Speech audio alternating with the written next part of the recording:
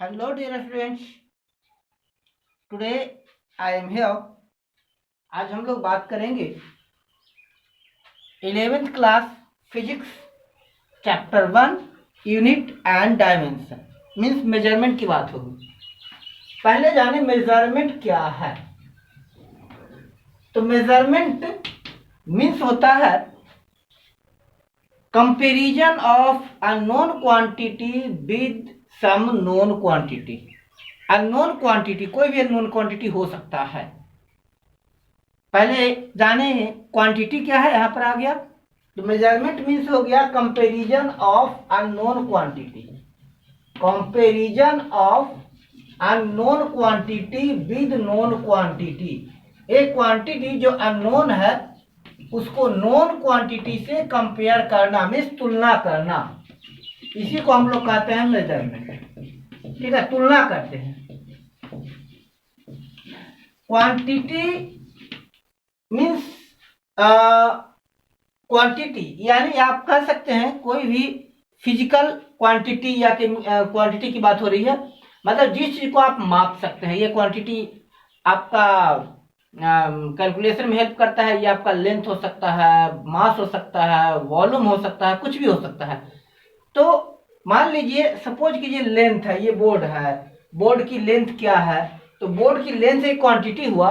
अब इसको लेंथ को मेजर करने के लिए, क्योंकि इसका लेंथ अननोन है, इसको मेजर करने के लिए हम नोन क्वांटिटी मीन्स चाहे वो सेंटीमीटर हो गया या इंच हो गया, फीट हो गया, कुछ भी एक नोन क्वांटिटी, उससे जब हम सब कंपेयर करेंगे, तुलना करेंगे कि हाँ जी कितना गुना है, कितना टाइम्स है, तो वो हो जाता है, that is called measurement.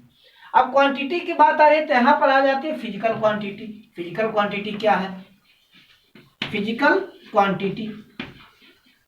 Quantity means हो गया term helps us to explain physical phenomena. Physics में जो फेनोमेना होता है, जो घटनाएं होती है, उनको एक्सप्रेस करने के लिए जिन क्वांटिटीज का हम यूज करते हैं वो फिजिकल क्वांटिटी कहलाता है।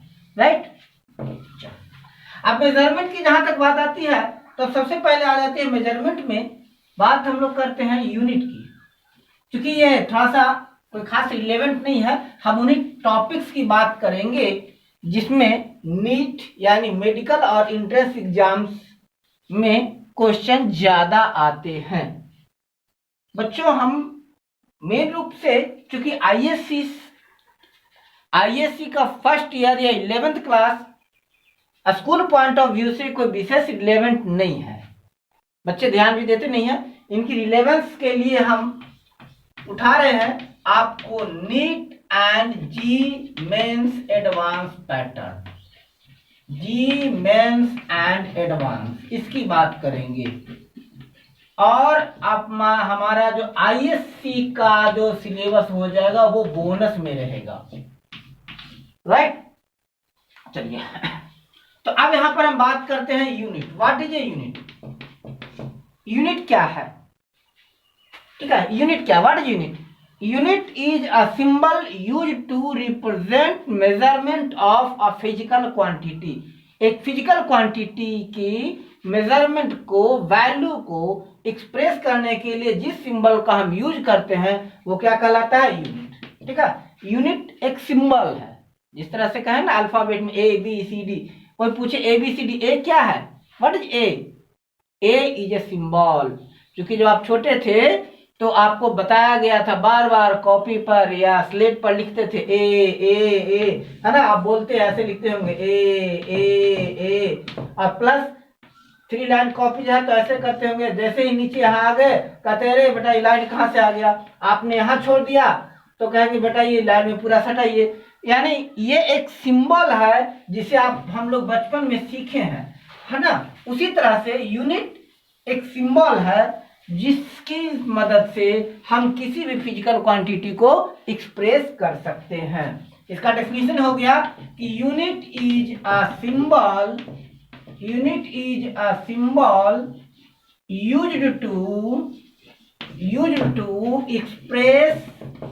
to express a physical quantity।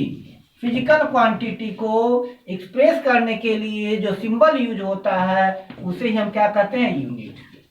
Right. उसे क्या कहते हैं, यूनिट। अब यूनिट की बात हो रही है तो यूनिट को दो पार्ट में क्लासिफाई किया गया है।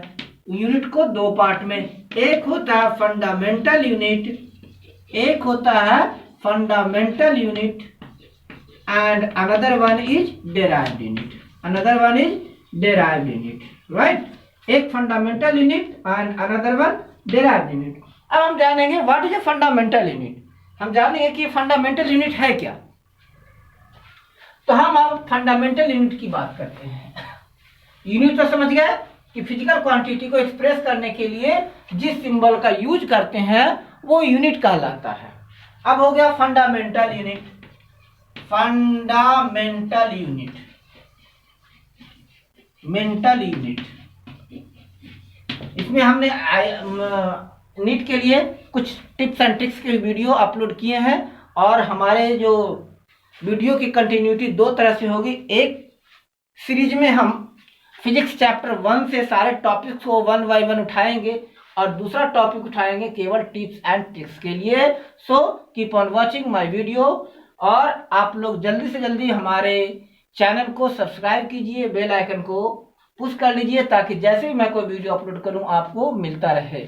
और हाँ, मुझे मोटिवेट करने के लिए प्लीज हमारे वीडियो को लाइक कीजिए, अपने फ्रेंड्स के बीच शेयर कीजिए, है ना, सो दैट ज्यादा से ज्यादा लोगों को लाभ मिल सके। और हाँ, अगर कोई डाउट्स हो तो इमीडिएट कमेंट कीजिए। अगर वीडियो में किसी तरह की प्रॉब्लम्स आ रही है, समझ में आ रही है, आपको कोई कंसेप्ट नहीं समझ में आ रहा है तो कमेंट कीजिए, मैं उसे सोल्व करूंगा। चलिए बात करेंगे फंडामेंटल यूनिट की। तो इसका डेफिनेशन है a well defined unit is known as fundamental unit. यानी वह यूनिट जो वेल डिफाइंड हो।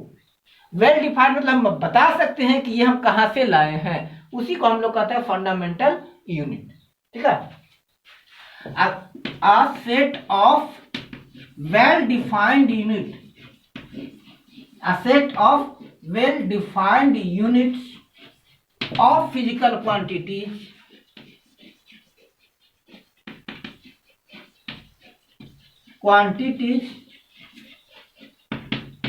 are known as, इनको हम लोग क्या कहते हैं, fundamental unit.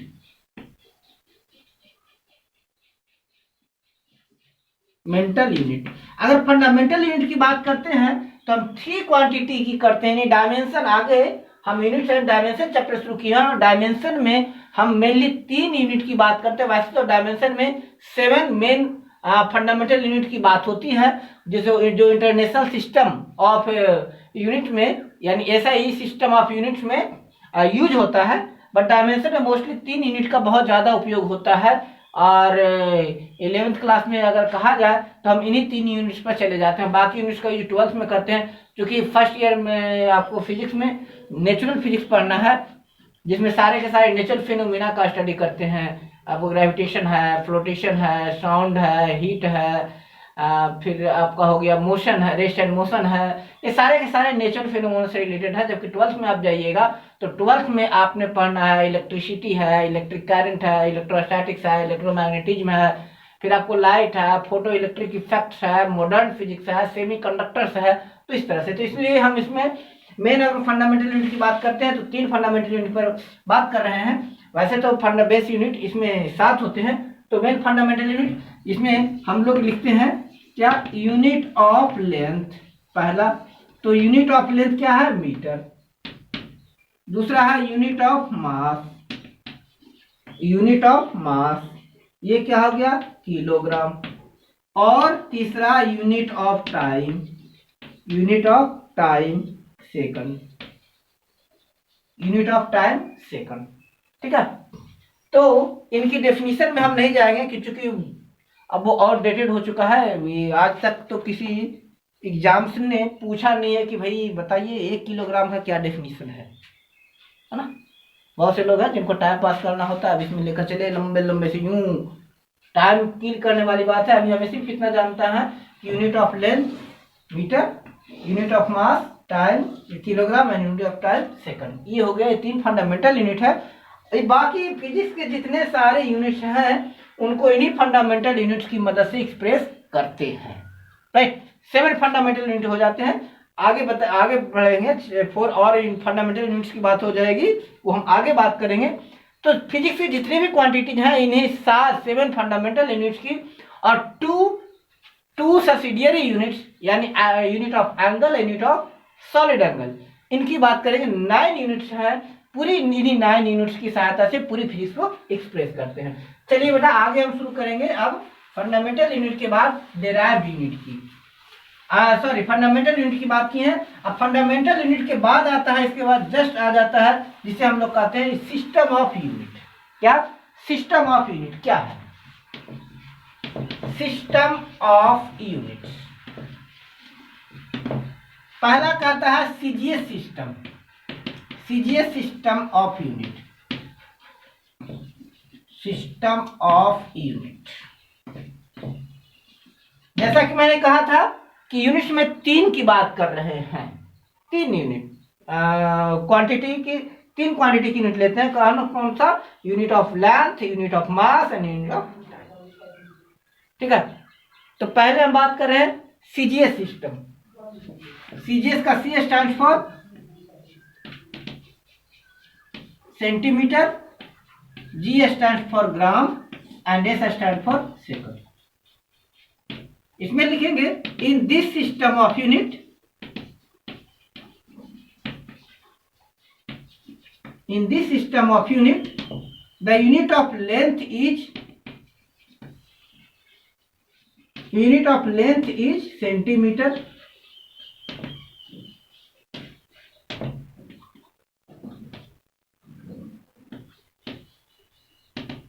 unit of mass is